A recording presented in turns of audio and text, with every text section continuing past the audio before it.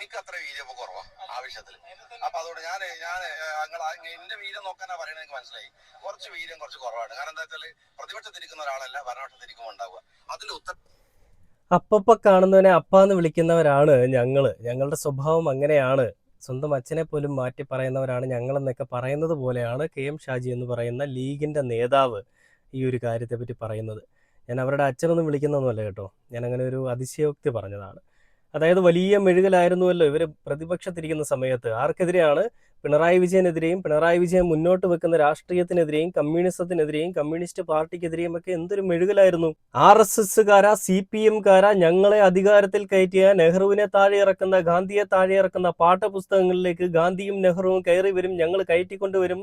നിങ്ങളുടെ ഈ PM ശ്രീ സംഘീവൽക്കരണത്തിന് വേണ്ടി നിങ്ങൾ നടപ്പിലാക്കുന്ന PM ശ്രീ എന്ന് പറയുന്നൊരു പദ്ധതി വലിച്ചു കീറി അറബിക്കടലിലേക്ക് എറിയും. അങ്ങ് തോട്ടിൽ മാറ്റിലൊന്നുമല്ല, അങ്ങ് അറബിക്കടലിലേക്ക് എറിയുമെന്നാണ് KM ഷാജി എന്ന് പറയുന്ന ലീഗിന്റെ അടിമ, അല്ലെ ലീഗിന്റെ കള്ളൻ പറഞ്ഞത്. സമുദായം വിറ്റ് ജീവിക്കുന്ന ലീഗ് കള്ളൻ എന്ന് തന്നെ നമുക്ക് വിളിക്കാം, അല്ലേ? അങ്ങനെ തന്നെയാണ് പലരും വിളിക്കുന്നത്. അങ്ങനെ ആ സമുദായം വിറ്റ് ജീവിക്കുന്ന ലീഗ് കള്ളൻ അന്ന് പറഞ്ഞത് അറബിക്കടലിലേക്ക് എടുത്ത് എറിഞ്ഞിട്ട് ഒഴുക്കി കളയുമെന്നാണ്. PM ശ്രീയിൽ ഒപ്പിട്ട ആ ഒരു കടലാസ്. എന്നാൽ PM ശ്രീയിൽ ഒപ്പിട്ട ആ കടലാസ് ഒരു കൊങ്ങികളുടെയും ഒരു സംഘികളുടെയും ഒന്നും മെഴുകൽ കണ്ടിട്ടല്ല അവർ മരവിപ്പിച്ചത്. ഈ നാട്ടിലെ വിദ്യാഭ്യാസ മേഖലയെ സംഘിവൽക്കരിക്കാനും കാവിക്കളസവൽക്കരിക്കാനും വേണ്ടിയിട്ട് സംഘികൾ ശ്രമിക്കുന്നു. ആ ശ്രമം ഞങ്ങൾ ഏത് വിധേനയും തടയുമെന്ന് പറഞ്ഞുകൊണ്ടാണ് ഒപ്പിട്ട് കൊടുത്തൊരു സാധനം വേണ്ടെന്ന് വെച്ചത്. അപ്പം നിങ്ങളുടെ മുഖ്യമന്ത്രി മുഖ്യൻ ചോദിക്കുന്നുണ്ട്, മരവിപ്പിക്കാനാണെന്നുണ്ടെങ്കിൽ പിന്നെന്തിനാ ഒപ്പിട്ടെന്നുള്ളത്. മരവിപ്പിക്കാൻ വേണ്ടിയിട്ടല്ല അവർ ഒപ്പിട്ടത്. അവരൊപ്പിടുന്നതിന് മുൻപ് സംഘികൾ പറഞ്ഞിരുന്നത് വിദ്യാഭ്യാസ മേഖലയെ മെച്ചപ്പെട്ട നിലവാരത്തിലേക്ക് എത്തിക്കാൻ വേണ്ടിയിട്ടും ഉയർന്ന വിദ്യാഭ്യാസ മേഖല ആക്കാൻ വേണ്ടിയിട്ടുമുള്ള ധനസഹായം നിങ്ങളുടെ കയ്യിൽ നിന്ന് പിരിക്കുന്ന ടാക്സ് തന്നെ നിങ്ങൾക്കൊരു PM ശ്രീ എന്ന് പറയുന്ന പദ്ധതിയിൽ കൂടി കിട്ടും.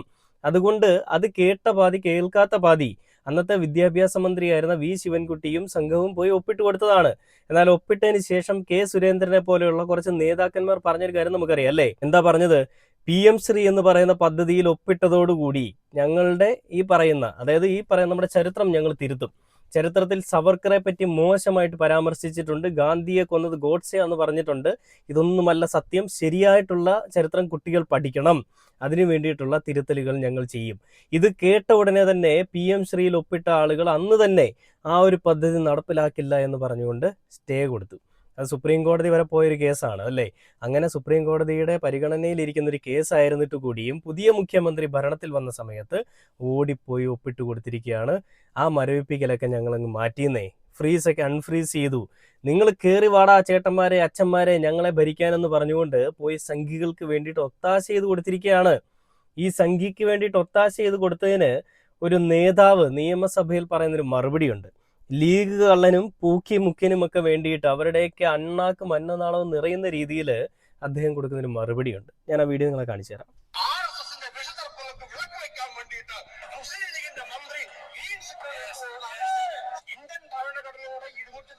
പ്രകാരമാണ് കേന്ദ്രവും സംസ്ഥാനവും തമ്മിൽ കരാറിൽ ഏർപ്പെടുന്നത്. അങ്ങനെ വരുമ്പോൾ ഓരോ സംസ്ഥാന സർക്കാരും കേന്ദ്ര സർക്കാരും കരാറിൽ ഏർപ്പെടുന്നത് സംസ്ഥാന ഗവൺമെന്റിന്റെയോ ഇന്ത്യൻ പ്രസിഡന്റിന്റെയോ നാമധേയത്തിൽ അധികാരപ്പെടുത്തിയിട്ടുള്ള ഒപ്പിട്ടുകൊണ്ട് മാത്രമാണ്. അപ്രകാരമല്ലാത്ത ഒരു കരാറിനും നിയമപ്രാബല്യം ഇല്ലാത്തതും സ്വതവേ അസാധുവാണ്. പ്രത്യേകം വിവരിക്കേണ്ട കാര്യമില്ല. അത് ഒരു കാരണവശാലും മാറാൻ പറ്റില്ല എന്ന് പറയുമ്പോൾ ഇത് 299(1) പ്രകാരം ആണ്. ഇത് സുപ്രീം കോടതിയും കേരള ഹൈക്കോടതിയും നിരവധി കേസുകൾ അസന്നിഗ്ധമായി പ്രഖ്യാപിച്ചിട്ടുണ്ട്. State of Bihar versus Karamchand Thapar case ഉൾപ്പെടെയാണ് പ്രത്യേകം പ്രഖ്യാപിച്ചിട്ടുണ്ട്. അവിടെയാണ് ഒപ്പിട്ടിരിക്കുന്നു ഒരു IAS ഉദ്യോഗസ്ഥ, ഇനി ഒന്നും കഴിയില്ല എന്ന് പറഞ്ഞ് നിങ്ങൾ ആരുടെ അംബാസഡർ ആവാനാണ് ശ്രമിക്കുന്നത്? ഇവിടെ വാസവി ഒപ്പിട്ടിരിക്കുന്ന വിദ്യാഭ്യാസ വകുപ്പിലെ അഡീഷണൽ സെക്രട്ടറിയും തമ്മിൽ ഒപ്പിട്ടിരിക്കുന്ന ധാരണാപത്രം കേരള ഗവർണറുടെ പേരിലോ ഇന്ത്യൻ പ്രസിഡന്റിന്റെ പേരിലോ അല്ല. അതുകൊണ്ട് തന്നെ മേൽ പറഞ്ഞ MOU-വിന് മെമ്മോറാണ്ടം ഓഫ് അണ്ടർസ്റ്റാൻഡിങ്ങിന് നിയമപ്രാബല്യം ഇല്ലാത്തതാണ്. കൂടാതെ സംസ്ഥാന സർക്കാരുകളുടെ ഭരണപരമായ കാര്യങ്ങൾ നിർവഹിക്കുന്നതിന് ഇന്ത്യൻ ഭരണഘടനയുടെ ആർട്ടിക്കിൾ 166 പ്രകാരം rules of business in government ചട്ടം സർക്കാർ ഉണ്ടാക്കിയിട്ടുണ്ട്. എന്ന് നയപരമായ തീരുമാനങ്ങൾ മന്ത്രിക്കോ മുഖ്യമന്ത്രിക്കോ പോലുമോ മന്ത്രിസഭയോ കൂടാതെ അത് എടുക്കാൻ അധികാരമില്ല എന്ന് ഇരിക്കുന്നിടത്ത് ഒരു നിയമപ്രകാരം നിലനിൽക്കുന്നതല്ലെന്ന്, ഇത് നള്ളിറ്റിയാണെന്ന് കോടതികൾ പ്രഖ്യാപിക്കുന്നതാണ്. ഇത് തന്നെ നമുക്ക് Chandrapur district central cooperative bank limited versus state of Maharashtra കേസിനകത്തും ഇതേപോലുള്ള വിധി ഉണ്ടായിട്ടുണ്ട്. ഈ കോടതി വിധികൾ, ഹൈക്കോടതിയുടെയും സുപ്രീം കോടതിയുടെയും വിധികൾ നമ്മുടെ മുമ്പിലുള്ളപ്പോൾ എന്തിനാണ് അതിനകത്തേക്ക് RSSന്റെ വിഷതർപ്പങ്ങൾക്ക് വിളക്ക് വയ്ക്കാൻ വേണ്ടിയിട്ട് മുസ്ലിം ലീഗിന്റെ മന്ത്രി RSSന്റെ കണ്ടില്ലേ, RSSന്റെ വിഷസർപ്പങ്ങൾക്ക് വിളക്ക് വെക്കാൻ മുസ്ലിം ലീഗിന്റെ മന്ത്രി ഗ്രീൻ സിഗ്നൽ കൊടുത്തു പോകുന്നത് എന്തിനാണ്? കോടതി വിധികൾ മറന്നുപോയോ എന്ന് പറഞ്ഞുകൊണ്ട് PM ശ്രീയിൽ സർക്കാരിനെതിരെ ആഞ്ഞടിച്ച് P പ്രസാദ്. അദ്ദേഹം കൃത്യമായിട്ടൊരു മറുപടി കൊടുത്തിരിക്കുകയാണ് അല്ലേ. PM ശ്രീ എന്ന് പറയുന്ന ഒരു പദ്ധതിക്കെതിരെ അദ്ദേഹം വ്യക്തവും കൃത്യവുമായിട്ടുള്ള ഒരു മറുപടി കൊടുത്തിരിക്കുകയാണ്. എന്തുകൊണ്ടാണ് ഇദ്ദേഹം ഈ മറുപടി കൊടുത്തിരിക്കുന്നത് നമുക്ക് എല്ലാവർക്കും അറിയാം. PM ശ്രീ എന്ന് പറയുന്ന ഒരു പദ്ധതിയിൽ മുൻപുണ്ടായിരുന്ന സർക്കാർ ഒപ്പിട്ട് കൊടുത്തതാണ്. ഇനി ഞങ്ങൾക്ക് അതിൽ നിന്ന് പിന്മാറാൻ പറ്റില്ല, ഒരു തവണ ഒപ്പിട്ട് കഴിഞ്ഞാൽ പിന്മാറാനേ സാധിക്കില്ല എന്നാണ് സതീശനാദികൾ മെഴുകിക്കൊണ്ടിരിക്കുന്നത്. ഒപ്പിടാൻ അല്ലെങ്കിൽ പിന്മാറാൻ പറ്റില്ലാത്തൊരു സാധനമായിരുന്നു എന്നുണ്ടെങ്കിൽ ഇടതുപക്ഷ സർക്കാർ എന്തുകൊണ്ട് എങ്ങനെ ആ ഒരു പ്രോസസ്സ് അല്ലെങ്കിൽ എങ്ങനെ ഒരു ഫയൽ മരവിപ്പിച്ചു? അതിന് കഴിയുമായിരുന്നല്ലേ. മരവിപ്പിക്കാൻ പറ്റുമെന്നുണ്ടെങ്കിൽ അതിൽ നിന്ന് പിന്മാറാനും സാധിക്കുമെന്നേ. അതിന് ആണത്തമെന്ന് പറയുന്ന സാധനം വേണം. നട്ടൽ ഒരുത്തൻ്റെയും മുന്നിൽ പണയം വെക്കാതിരിക്കുന്ന ആ ഒരു ഉറപ്പുള്ള നട്ടൽ വേണം. ആ നട്ടലിന് ഉറപ്പില്ല എന്നുണ്ടെങ്കിൽ ഈ രീതിയിലുള്ള എല്ലാം നടക്കുമെന്നേ. വളഞ്ഞ് തറയിൽ മുട്ടുന്ന രീതിയിൽ വരെ വളയാൻ സാധിക്കുന്ന നട്ടലുള്ള ആളുകൾക്ക് ഇങ്ങനെയൊക്കെ പറയാൻ സാധിക്കുകയുള്ളൂ. അപ്പം അങ്ങനെ പിണറായി വിജയൻ ചെയ്തത് കൊണ്ടാണ് ഞങ്ങൾക്കിത് ചെയ്യേണ്ടി വരുന്നതെന്ന് പറയുന്ന, അല്ലെങ്കിൽ പ്രതിപക്ഷത്തിരിക്കുമ്പോൾ പറയുന്നതൊന്നുമല്ല ഭരണപക്ഷത്ത് വരുമ്പോൾ പറയുന്നതെന്ന് പറയുന്ന ഈ ഒരു രീതികൾ, ഇത് അപ്പപ്പ കാണുന്നവനെ അപ്പാന്ന് വിളിക്കുന്ന രീതിയാണെന്നുള്ളതിൽ ഒരു സംശയവും വേണ്ട. പ്രതിപക്ഷത്തിരിക്കുമ്പോൾ എന്ത് തോന്നിവാസവും പറയാം. ഭരണപക്ഷത്ത് വരുമ്പോൾ അത് പറ്റില്ല എന്ന് പറയുമ്പോൾ പ്രതിപക്ഷത്തിരുന്ന് കരയ്ക്കിരുന്ന് കപ്പൽ ഓടിക്കുന്നത് പോലെ അല്ല വാസ്തവം സത്യത്തിൽ കപ്പൽ ഓടിക്കുന്നതെന്ന് മനസ്സിലായിരിക്കുകയാണെന്ന് തോന്നുന്നു ലീഗ് നേതാവിന്. അതുകൊണ്ടാണ് അയാൾ പറയുന്നത്, പ്രതിപക്ഷത്തിരിക്കുമ്പോൾ ഞങ്ങൾ എന്തും പറയും, ഇപ്പോൾ എനിക്ക് വീര്യം കുറവാണ്, അതുകൊണ്ട് ഭരണപക്ഷത്ത് വരുമ്പോൾ ഞങ്ങൾ അതൊന്നുമല്ല ചെയ്യാൻ പോകുന്നതെന്നൊക്കെയുള്ള രീതിയിൽ മെഴുകിക്കൊണ്ടിരിക്കുന്നത്. അപ്പം ഞാൻ ആ വീഡിയോ നിങ്ങളെ ഒരിക്കൽ കൂടി കാണിച്ചു തരാം. ഇതൊരു തിളപ്പായിരുന്നല്ലേ. പ്രതിപക്ഷത്തിരിക്കുന്ന ഒരാളല്ല ഭരണപക്ഷത്തിരിക്കുമ്പോൾ ഉണ്ടാവുക. അതിന്റെ ഉത്തരവാദിത്വ ബോധത്തോടു കൂടിയാണ് ഞാൻ നിൽക്കുന്നത്. അതുകൊണ്ട് നിങ്ങൾ അങ്ങനെ എന്റെ വീര്യം അല്ലല്ല, ഇതേ ഉത്തരവാദിത്ത ബോധത്തോടു കൂടിയാണല്ലോ പണ്ട് ഭരണപക്ഷത്തിരുന്ന ആളുകൾ അവർ ഭരിച്ചത് അല്ലെങ്കിൽ അവർ സംസാരിച്ചത്. അന്ന് നിനക്കൊന്നും ഇതല്ലായിരുന്നല്ലോ കടി, വലിയ കടിയായിരുന്നല്ലോ. ഇവർ അഴിമതി ചെയ്യുന്നു, മറ്റത് ചെയ്യുന്നു, മറിച്ചത് ചെയ്യുന്നു, PM ശ്രീയിൽ ചേർന്ന് അവരോടൊപ്പം കളിക്കുന്നു. ഇപ്പം സംഘികളോടൊപ്പം ആരാടാ മോനെ മെഴുകിക്കൊണ്ടിരിക്കുക? സംഘികളെ ചേർത്ത് പിടിക്കുന്ന ആരാണ്? സ്വന്തം വീട്ടിൽ കയറ്റി സംഘികൾക്ക് ചോറ് കൊടുക്കുന്നത് ആരാണ്? നിങ്ങളുടെ അടിമകളാണ്, നിങ്ങളുടെ കൂടെയുള്ള ആളുകൾ തന്നെയാണ്. ഇതിപ്പോൾ ലീഗിൻ്റെയോ അല്ലെങ്കിൽ സംഘികളുടെയോ കൊങ്ങികളുടെയോ കമ്മികളുടെയോ ഒക്കെ മെഴുകലെന്ന് നമുക്ക് വേണമെങ്കിൽ പറയാം. ലീഗിൻ്റെ എന്ന് മാത്രമല്ല, എല്ലാ ആളുകൾക്കും ഇതിൽ തുല്യമായിട്ടുള്ള പങ്കുണ്ട്. ഇവരെ അകറ്റി നിർത്തിയിരുന്നൊരു പാർട്ടിയായിരുന്നു ഇടതുപക്ഷം. ഇവന്മാരുടെ ഈ മെഴുകലുകൾ കേരളത്തിലേക്ക് കൊണ്ടുവരാനായിട്ട് സമ്മതിക്കില്ല എന്ന് ഉറപ്പിച്ചു വെച്ചിരുന്ന ഒരു പാർട്ടി തന്നെയായിരുന്നു ഇടതുപക്ഷം. എന്നാൽ ഇവന്മാർ വന്നിട്ട് മെഴുകി ഇപ്പം സംഘികൾക്ക് ഒരു അവസരം കേരളത്തിൽ ഒരുക്കി കൊടുത്തിരിക്കുകയാണ്. ബാക്കിയുണ്ട് നോക്കാം.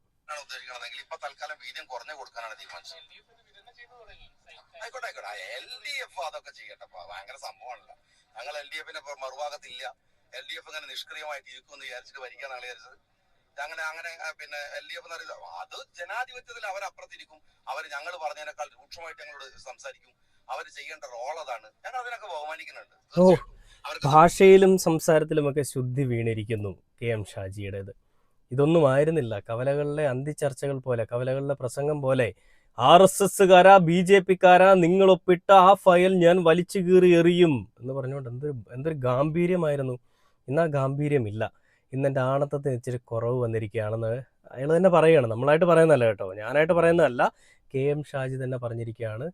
ഇന്ന് എനിക്ക് ഇത്രേ ഉള്ളൂ, എനിക്ക് ഇങ്ങനെ പറയാൻ പറ്റുള്ളൂ, എനിക്ക് വയ്യ, ഞങ്ങൾ സംഘികളോടൊപ്പം നിന്ന് കളിക്കുന്നവരാണെന്ന് തന്നെ വിചാരിച്ചു എന്നൊക്കെയുള്ള രീതിയിൽ അവിടെയും ഇവിടെയും തൊടാതെ പറഞ്ഞുകൊണ്ടിരിക്കുകയാണ് KM ഷാജി. ഈ ലീഗുകാരെ എല്ലാവരെയും പറ്റിച്ചുകൊണ്ട് ഈ ഒരു ലീഗ് കള്ളൻ, സമുദായം വിറ്റ് ജീവിക്കുന്ന ലീഗ് കള്ളൻ എന്ന് നമുക്ക് എടുത്തു പറയാം അല്ലേ. ഇനി ഇത് പറഞ്ഞതിൻ്റെ പേരിൽ എൻ്റെ കഴുത്തറക്കാനും എന്നെ കൊല്ലാനും ഒക്കെ ആരെങ്കിലുമൊക്കെ വരാം. എന്തൊക്കെ വന്നെന്ന് പറഞ്ഞാലും നീയൊക്കെ കാണിക്കുന്ന പിറപ്പ് കേട് ഹൈലൈറ്റ് ചെയ്ത് കാണിക്കുക തന്നെ ചെയ്യും. പൂക്കികളോടൊപ്പം ചേർന്നുകൊണ്ട് നീയൊക്കെ അങ്ങ് ഇടതുപക്ഷത്തിന് ഇല്ലാതാക്കാമെന്നാണോ വിചാരിച്ചത്? കഴിഞ്ഞ ദിവസം നിയമസഭയിൽ പിണറായി വിജയൻ സഖാവ് പറയുന്നൊരു കാര്യമുണ്ട്. വലതുപക്ഷ മാധ്യമങ്ങളുടെ കൂട്ടും പിടിച്ചുകൊണ്ട് ഇടതുപക്ഷത്തിനെ അങ്ങ് തീർത്ത് കളഞ്ഞു. ഇടതുപക്ഷം ഇനി ഇവിടെ ഇല്ല എന്ന് ചിന്തിക്കുന്ന കുറച്ച് ആളുകളുണ്ട്. വലതുപക്ഷ മാധ്യമങ്ങൾ അങ്ങോട്ടും ഇങ്ങോട്ടും ലെഫ്റ്റ് ആൻഡ് റൈറ്റ് ഇരുന്ന് വലിച്ചു കീറിയിട്ടും കൊത്തി കീറിയിട്ടും തകർന്നു പോകാത്തൊരു പാർട്ടിയാണ് ഇടതുപക്ഷം. ഞാനോ എൻ്റെ പാർട്ടിയോ എൻ്റെ പാർട്ടിയിലുള്ള ആളുകളോ അങ്ങനെ ഒരാളുടെ മുന്നിലും അടിയറവ് വെക്കുന്ന അടിമത്തം അല്ലെങ്കിൽ അടിമയായിട്ട് നിൽക്കുന്ന ആളുകളല്ല. അതുകൊണ്ട് തന്നെയും തിരിച്ചൊരു വരവ് കൂടി വരും. ആ വരവ് നിനക്കൊന്നും താങ്ങാൻ പോലും കഴിയില്ല എന്നാണ് പറയുന്നത്. പിന്നെ പലരിടത്തും നമ്മൾ ഈ കാര്യങ്ങൾ പറയുമ്പോൾ അവർ പറയുന്നത് ഒരു സമയം കൊടുക്കട്ടെ, ഇവർ കയറുതല്ലേ ഉള്ളൂ എന്നാണ്. ഇങ്ങനൊന്നും ആയിരുന്നില്ലല്ലോ മക്കളെ. 2016 പിണറായി വിജയൻ സഖാവ് ഭരണത്തിൽ വരുന്ന സമയത്ത് അന്നത്തെ പ്രതിപക്ഷ നേതാവൊക്കെ സമയം കൊടുത്തിരുന്നോ? 1 മാസം 2 മാസമൊക്കെ കഴിഞ്ഞിട്ട് വല്ലതും പറയാന്ന് പറഞ്ഞ് മിണ്ടായിരുന്നോ? ഒന്നുമില്ല. അതിരൂക്ഷമായിട്ടാണ് ഇവർ വിമർശിച്ചത്. ഇവർ പറയുന്നത് പോലെയൊന്നും അവരാരും വിമർശിച്ചിട്ടില്ല. നിപ്പ ഉണ്ടായപ്പോൾ നിപ്പ ഉണ്ടാക്കുന്നത് വവ്വാലല്ല എന്ന് പറഞ്ഞൊരു കിങ്ങിണിക്കുട്ടനുണ്ട്. നമുക്ക് എല്ലാവർക്കും അറിയാലോ, നമ്മുടെ കെ മുരളീധരൻ. അയാൾ പോലും അതിരൂക്ഷമായിട്ടാണ് അന്നത്തെ ഒരു സംഭവത്തിനെ, ആളുകൾ മരണപ്പെട്ടതിനെ പോലും വിചിത്രമായിട്ട് കളിയാക്കിക്കൊണ്ട് രംഗത്തേക്ക് വന്നത്. ഇന്നിപ്പോൾ അയാൾ തന്നെ പറയുകയാണ് അത് നിപ്പ ഉണ്ടാക്കുന്ന വവ്വാലാണ് കേട്ടോ, വലിയൊരു കണ്ടുപിടുത്തമായിട്ട് വന്നിരിക്കുകയാണ് കിങ്ങിണിക്കുട്ടൻ. അപ്പം ഇങ്ങനെയൊക്കെയുള്ള അതിരൂക്ഷമായിട്ട് ആളുകളുടെ മരണത്തിനെ പോലും ചിരിച്ചുകൊണ്ട് തള്ളിക്കളഞ്ഞിരുന്ന, അതിനെ ഒരു തമാശ എന്ന രൂപേണ സംസാരിച്ചു കൊണ്ടിരുന്ന ആളുകളായിരുന്നു അന്നത്തെ പ്രതിപക്ഷത്തിലുണ്ടായിരുന്ന ഇന്ന് ഭരണപക്ഷത്തിരിക്കുന്ന ആളുകൾ. അപ്പൊ ഇവർ പറയുകയാണ് ഞങ്ങൾ വിമർശിച്ചതിനേക്കാൾ രൂക്ഷമായിട്ട് അവർ വിമർശിക്കും, അത് സ്വാഭാവികമാണ്, ജനാധിപത്യമാണല്ലോ എന്ന്. നിങ്ങൾ കാണിക്കുന്ന കൊള്ളരുതായ്മയാണ് സാറുമാരെ ഹൈലൈറ്റ് ചെയ്യുന്നത്. നിങ്ങൾ പിന്നെ അതിനെ ഒരു വിമർശനമായിട്ട് എന്തിനാണ് തള്ളിക്കളയുന്നത്? നിങ്ങൾ കാണിക്കുന്ന പിറപ്പുകേട് ഹൈലൈറ്റ് ചെയ്യുമ്പോൾ നിങ്ങൾക്ക് പേടിയാണ്. ആ പേടി ഒന്നുകൊണ്ട് മാത്രം തന്നെയാണ് പിണറായി വിജയൻ എന്ന് പറയുന്നൊരു മനുഷ്യൻ പ്രതിപക്ഷ നേതാവായിട്ട് വരാൻ പാടില്ല എന്ന് നിങ്ങൾ അഹോരാത്രം എഴുതിക്കൊണ്ടിരുന്നത്. വലതുപക്ഷ മാധ്യമങ്ങളെ കൂട്ടുപിടിച്ചുകൊണ്ട് പിണറായി വിജയൻ പ്രതിപക്ഷ നേതാവായിട്ട് വരുന്നതിൽ ഞങ്ങൾക്ക് വിയോജിപ്പാണെന്ന്, സ്വന്തം പാർട്ടിയിൽ തന്നെ പ്രശ്നമാണെന്ന് വരുത്തി തീർക്കാൻ വേണ്ടിയിട്ട് കുറേ കളികൾ കളിച്ചു. അതൊക്കെ ഫലം കണ്ടു, നിങ്ങൾ ജയിച്ചു. എന്തായാലും അൾട്ടിമേറ്റ് ജയം എന്നുള്ളതാണ്, അത് നിങ്ങൾക്ക് കിട്ടി. പക്ഷേ ഇതിലെ നിങ്ങളുടെ ഈ ഇരട്ടത്താപ്പും നിങ്ങളുടെ ഈ ഡബിൾ ഫാദർ സിൻഡ്രോം എന്താണെന്നുള്ളത് എല്ലാവർക്കും മനസ്സിലായെന്നേ. നിങ്ങൾ കൂടുതൽ ഇവിടുന്ന് മെഴുകേണ്ട ആവശ്യകതയൊന്നുമില്ല. ഓരോ ക്യാപ്സുകളുമായിട്ട് നിങ്ങൾ വരും, അത് തനിയെ പൊട്ടിക്കേറി പോവുകയും ചെയ്യും. ഇതൊരവസ്ഥയാണല്ലേ. എന്തായാലും നല്ല രീതിയിൽ മറുപടി കൊടുത്തിട്ടുണ്ട് ആ ഒരു പ്രസാദ് എന്ന് പറയുന്നൊരു മനുഷ്യൻ. ഇനി ഒന്നും പറയാൻ ഈ മൂരികൾക്ക് ഉണ്ടാവുമെന്ന് എനിക്ക് തോന്നുന്നില്ല. എന്തൊരു കഷ്ടമൊക്കെയാണ് അല്ലേ.